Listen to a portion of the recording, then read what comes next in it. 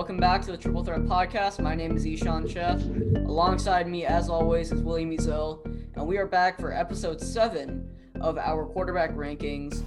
We've been going in increments of 4, and now we have 8 through 5. We're well into the top 10, and now we have guys that, in our opinions, can lead playoff teams or lead championship caliber teams while being a top 3 or so player on that team. So, if you haven't seen the other installments, there are 6 other ones. Go check them out. They're really good. They're in-depth. We look at stats. We look at film. And then also, we will be posting this on our website, triplethreatpodcast.com. So if you haven't already, go check that out. And be sure to subscribe, like, and leave your thoughts and comments below.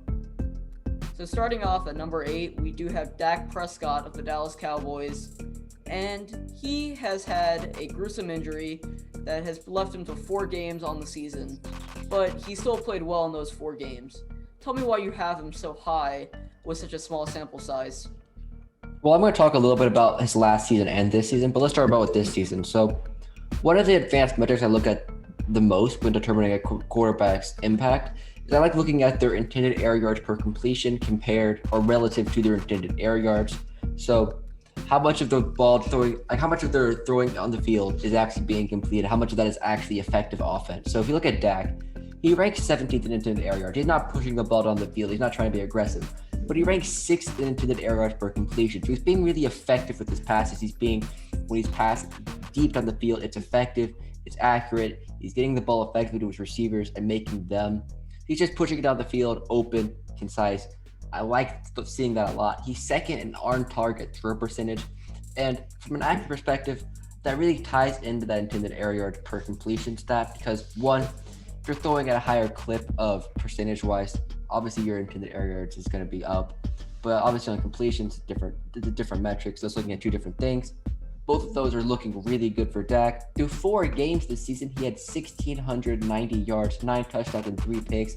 Despite not being in a very offensive friend, like I know there's a lot of offensive weapons on that team, but with the coaching they had, like Kellen Moore and Mike McCarthy have not been inspiring at all. They haven't really embraced the analytics as much as they said they've wanted to. There hasn't been a lot of schematic plays or schematic advantages they've had over teams. And I feel like Dak Prescott is really lifting the floor of that offense to mask a lot of the holes in that team. And we've seen that now that Dak Prescott's been injured and seeing how bad they've been without Dak Prescott, without any sort of leadership at quarterback or just on the offensive side. So he's really been elevating that offense. And he had a pretty bad O-line. 51 pressures through 4.5 games. That's on pace to be the most in the NFL. He played the whole season. His offensive line was banged up. He was still making plays and being effective. Last season, he was 3rd in intended air yards per completion and 5th in intended air yards. So still a higher clip per completion. And he was pushing the ball down the field more. I kind of like seeing him dial it back a little bit, just being a more effective passer, more efficient passer. He was 7th in on-target throws. He's gotten better in terms of his on-target ability. But if you think that's too small of a sample size this season, he does have the body of work to prove that he's been an accurate quarterback in the league. And he was 6th best in bad ball percentage. So he's not throwing it uncatchable balls for his receivers and not giving the defense a lot of turnovers. He's a clean, safe passer. He's got the ability to make great plays. And he's really carried this offense.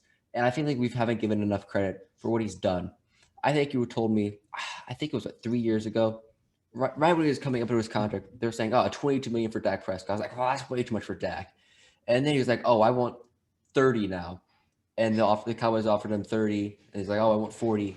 I guess it's not the right time frame, but his value is being proved. I would not pay him $40 million. I mean, that's like reserved for our top 2 guys. But he definitely deserves his money, $30 million a year. I mean, you look at Wentz and Goff, if they're getting 33, he deserves like 37. So I just think that relative, the market is not going to be favorable to the team. In fact, favorable to Dak Prescott because people have gotten ridiculous contracts, and he's better than a lot of people that have gotten that big time money. Kirk Cousins is at like 34 a year now. So you look at relative to the market, he's definitely going to get a big paycheck. But if you look at more geared towards team success and cap flexibility, I don't think he should be getting as much as he wants or as much as he's getting in this current market. I think that's just an inflated market right now. Yeah. First of all, prayers up to him because that was a very, very, very gruesome injury. And when Tony Romo said, "Oh, it's just a cramp," I was like, are you sure about that, buddy? I think you're just salty that he replaced you." But yeah, Prescott has been very good. And do you see a coach in particular that should replace Mike McCarthy that's on the market coming up in the next 2 years? Because McCarthy really hasn't cut it. With all the talent that they have, there hasn't been a way for them to, cohesively get things done. Well, the first thing you have to look at with any quarterback or with any coaching search, it can be Eric Bieniemy and Robert Saleh.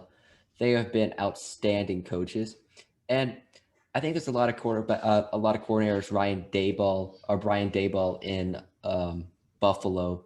You look at Arthur Smith in Tennessee. There's a lot of good coaching names out there ready to take that step up.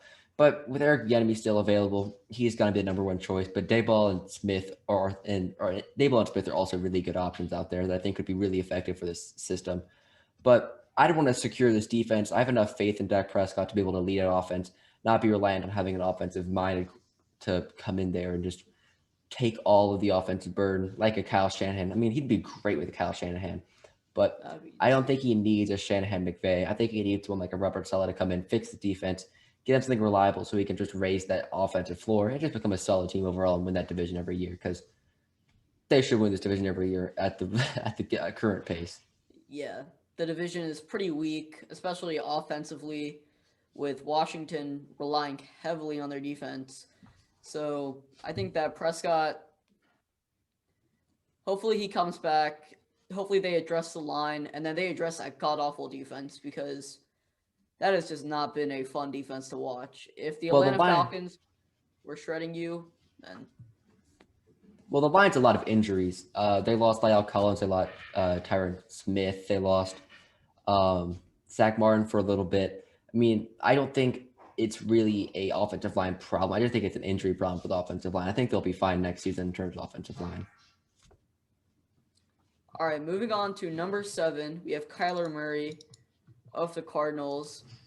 And I think when we were initially doing these rankings, you had Murray a little bit higher, correct? I think I did. I think you had him at 6.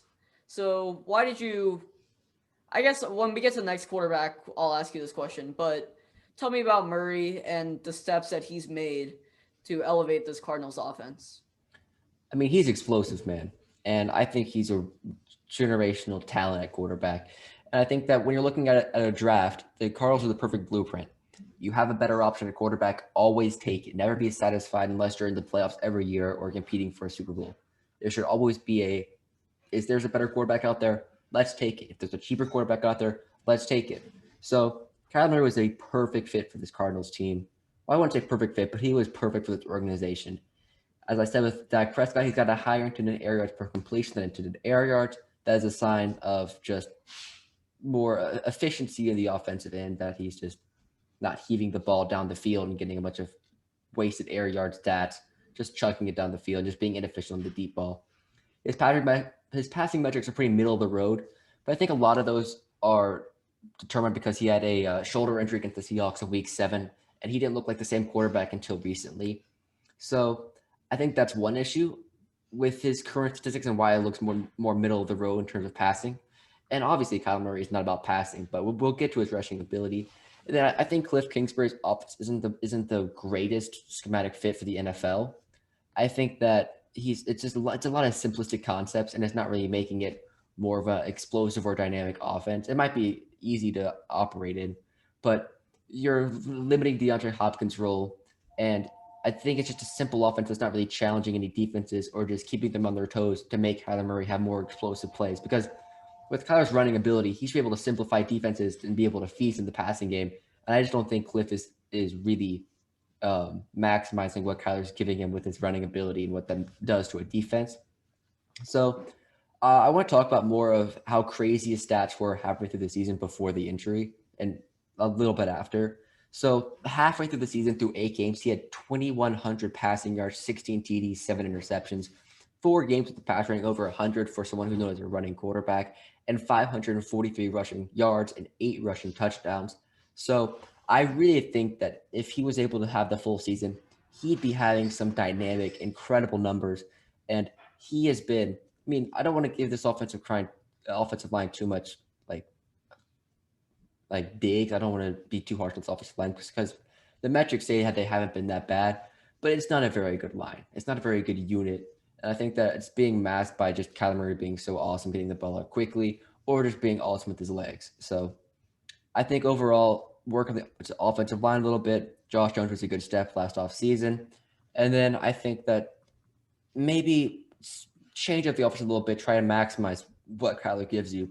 In terms of talent, he definitely deserves in the top 10. I think Stillman's a pretty fair ranking for what he's done this season. Yeah, I think the injury did kind of derail him a little bit, but now that the Cardinals are able to control their own destiny and push for the playoffs, I think next week we'll see a step up in his game.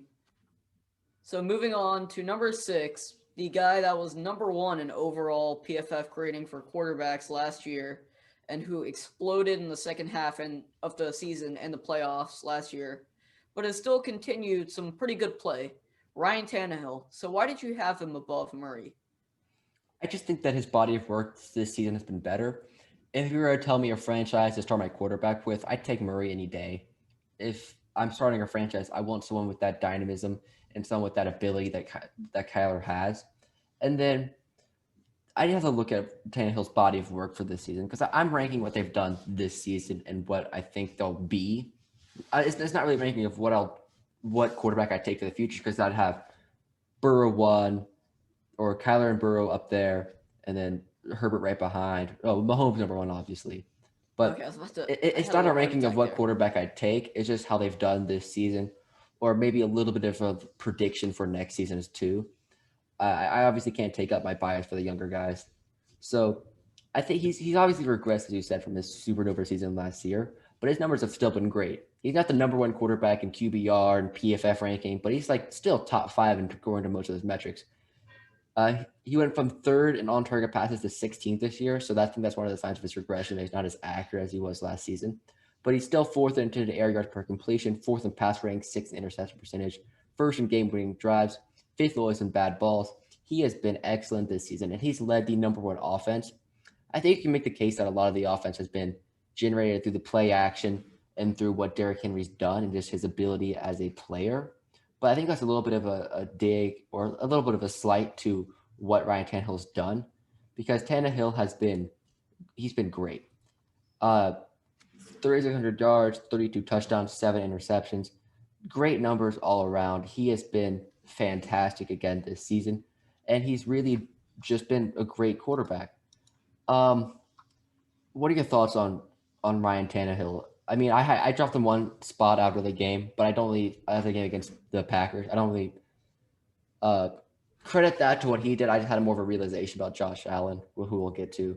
I think he's still a great quarterback despite having a pretty bad game in the snow. Yeah, I think that when you look at Tennessee's offense and you look at who gets all the credit, it's obviously mainly going to Derrick Henry. He's played like a top 5 back this season and last season, and rightfully so. He deserves the credit. He is an insanely good football player, and he's done things that I've never seen done before in my 10 years of watching football. And then after that, AJ Brown gets a lot of credit. Even Corey Davis gets credit. But Tannehill is the one orchestrating everything. He's the kind of like the game manager. He has done a great job of managing this offense and balancing it out in the rush and the pass. And I think that this team has been pretty quiet in terms of the number 1 offense. Like, when I realized that they were the number 1 offense, that kind of caught me off guard a little bit. I don't know about you, but I thought that it was like Kansas City or maybe Green Bay or something, but it is Tennessee. And I think that Tannehill hopefully will repeat his form again and will play better and elevate his game in the playoffs because they currently have the division in their hands right now, but that could change with Indy also having the same record as them. Yeah, and then one thing I wanted to mention before we close this out on Tannehill, he is 2nd in play action, and I think it'd be a little bit unfair for me to mention that I really credited a lot of Jared Goff's success to the running game and that a lot of his passes were on easy play action stuff. But Jared Goff's deep ball has been incredible all year. I don't think that he's a play action reliant quarterback. I think that obviously their offense is built through the run game. We saw that last night, but I think that what you look with Ryan Tannehill is he's an excellent deep ball thrower. He's been accurate, he's been efficient, and he's really worked at making his receivers better. You look at the emergence of Corey Davis, AJ Brown, Johnny Smith. They've got a lot of talent, and he's really maximized that talent that they've had and been really, really productive all season. I think Tannehill, we we'd be wrong not to put him in our top 10, or at least our top 8, because what he's done. Yeah, I think he's done a great job. So moving on to number 5, we have Russell Wilson. And if we did this list 2 months ago, he'd probably be at 1 or 2 for us. Am I right? Yeah, I'd always have Mahomes at 1, but he was the best quarterback to start the season. Yeah, to start the season, it was all let Russ cook. They were 5-0. He was the MVP front runner, finally winning his first MVP. But then they fell off a little bit, or a lot, especially him, and he struggled a lot in those next couple games. So what are your thoughts on Russell Wilson, and can he get back into that top tier of Mahomes and a few other top quarterbacks such as Deshaun Watson and Aaron Rodgers? Easily he can, and I've I think I've pinpointed the issue with the Seattle offense right now, and I think that Chris Carson's injury does hurt because obviously Pete Carroll loves to run the ball, and that is a big threat for the defense, and really stops what I'll get to in a second. But before the season, I had Russ Wilson at 2. I think he definitely is probably top 3 talent wise. He is remarkable. His deep ball is beautiful. It's just parabolic. Only his receiver can catch it. He started the season on fire. So he started the season as the best QB of the league. 5 straight games of 100+ passer rating in a row. In those games, he had been sacked less than 4 times. Every game he's been sacked 5 or more times. They've lost 3 of the 4, but their only win being against the Rams last week, which they didn't look good, and the Rams looked even worse. In those games, he's had 4 touchdowns, 5 interceptions. So let me break down why I think that the pass rush getting to Russ Wilson's been such a problem. A lot of the strength of their team is through the deep ball. If you don't have time to let those pockets open to Tyler Lockett and DK Metcalf, it's really going to limit this offense because they're explosive. Getting that play at DK Metcalf forces secondaries to go too deep, and then you can attack the middle of the field. And then you look, he's a 6th highest attended air yards and time to throw. He's 11th in respectively in on-target percentage and bad balls. So he's really reliant on that deep ball. It's just a great gift that he has. And without Chris Carson being fully healthy, the defense can just pin their ears back and go, all right, quarterback time. We don't care about the run game. Let's go get the quarterback. Their offensive line is not good. The LSU guy, Damian Lewis has been great. Dwayne Brown's fine. They've got a couple of solid guys at the offensive line, but we've seen with pressure, he hasn't really shined. And I think that that's a problem that they can get through with coaching, because if they just get the intermediate game going, they can just have that pass rush just more intimidate or just calm, dialed back, because you see a lot of teams like against New Orleans, pass rush is really not really a factor if you can get the ball out quickly. So you just get a couple of those quick plays, take the defense off with the heat they're bringing on Russell Wilson, and just let him cook a little bit at the beginning of the season. Because when you have a healthy Chris Carson and you can stop the onslaught, it's really a big help for this offense. He's the 3rd most blitzed quarterback in the league, only behind Jared Goff and Josh Allen. So I think that defenses are kind of keying in to what Russell Wilson struggles against, but he's obviously incredible against the pass rush. Just great pocket maneuverability, but he's at his best when he's able just to throw the ball deep and just work on that strength of his team. Yeah, I think that Russell does get pressured quite a lot. He's 8th in pressure percentage. And then in terms of the time to throw in the pocket, that's 2.4 seconds, which is one of the lowest in the league. And that does, also the pressure leads to a lot of scrambles. He's 2nd in scrambles, but he's pretty efficient on those. He is always, for the last 6 or 7 years, just been a consistent deep ball threat. He's been able to attack the intermediate, and then he's also dangerous on the ground.